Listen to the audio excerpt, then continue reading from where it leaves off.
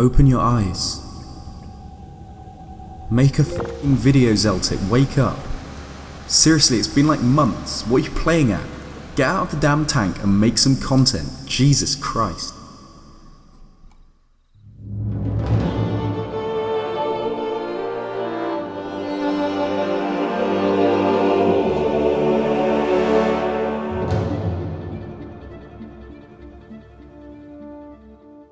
Okay, so it's been a little while.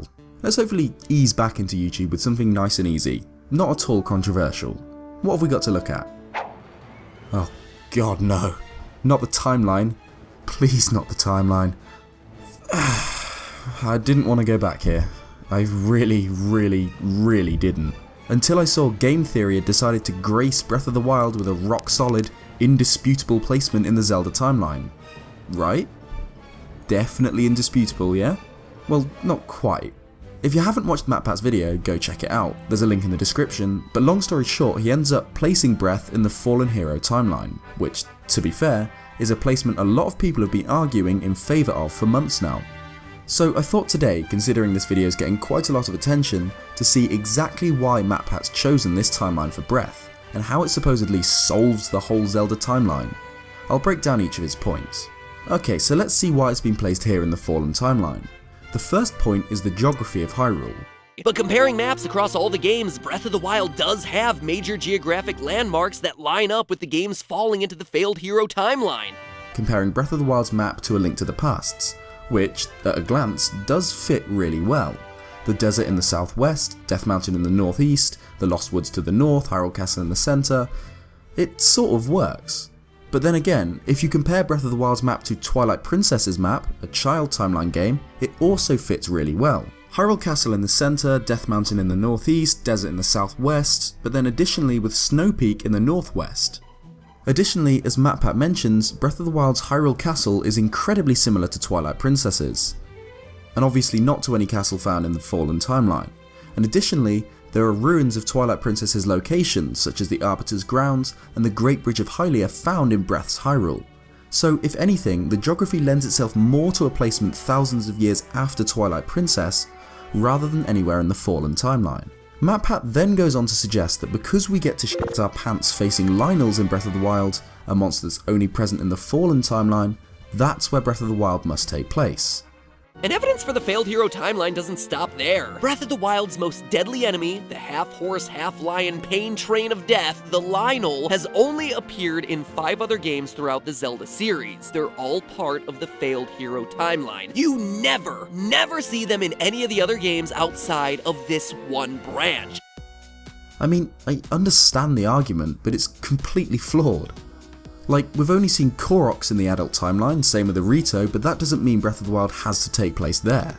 For example, Breath of the Wild's most common enemy, the Bokoblin, has appeared in every single timeline except the Downfall timeline. Same with Lizalfos, same with Choo-Choos. I really don't think that the argument of which enemies appear in which games work, but even if you did use that point, it again gives more evidence to the child timeline where we've actually seen Bokoblins, Lizalfos, Choo-Choos and more.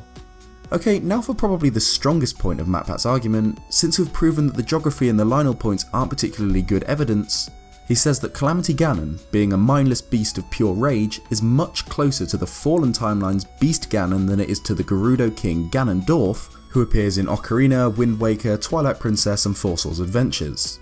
But Calamity Ganon is a demon through and through. He has no humanoid form. And in what timeline do you never see his Gerudo form? The failed hero timeline. And that's a fair point.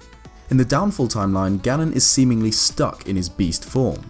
I've got a theory on why this is later on in the Downfall timeline on my channel, but it seems to be because he acquired the full Triforce after the hero fell in Ocarina, allowing him to unlock his full power, essentially leaving his identity as the Gerudo King behind entirely, whereas in both timelines where he's defeated after Ocarina, he stays with this Gerudo King identity.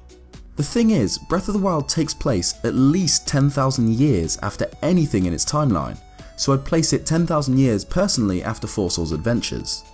We know that there was at least one appearance of Calamity before Breath, point being, we don't know the full story on how Ganon ended up in this state. We know it's an incomplete resurrection in his Calamity form, some sort of horrific splice of demon and Sheikah parts, and then after being defeated he essentially has to take drastic action and shed all remnants of his past self to become the Dark Beast, a being of pure rage. Him being a mindless beast in Breath of the Wild doesn't at all mean that it can only be Fallen Timeline, because we don't actually know what happened in the upwards of 10,000 years between Four Swords Adventures and Breath. And now we get to MatPat's coup de grace, the final key that apparently solves the Zelda timeline, a yellow band on the cap of the wilds, which is the same as the yellow band appearing on every Downfall Timeline hero's cap, and only Downfall Timeline heroes' caps. The yellow stripe in the hat. In every single game from the Failed Hero Timeline, Link's hat has that signature yellow band in it. But in every other timeline, he only has a straight green hat. Not Twilight, not Majora's Mask, not Wind Waker or Phantom Hourglass. And look once more at the Hat of the Wild. Yellow stripe. Do I think that this is the final detail to prove the Zelda timeline was planned from the beginning, that everything's in the right place and that Breath of the Wild belongs here? No. It's a reference to classic Link, and nothing more. Breath of the Wild is famous for simultaneously taking the Zelda series into the new generation, but also looking back to the series' roots, in terms of full open exploration, no hand-holding. Because of this, it's chock full of references to the original couple of games. Breath of the Wild is a spiritual successor to the original, of course it's going to have references to it. Take the Master Sword's location for example.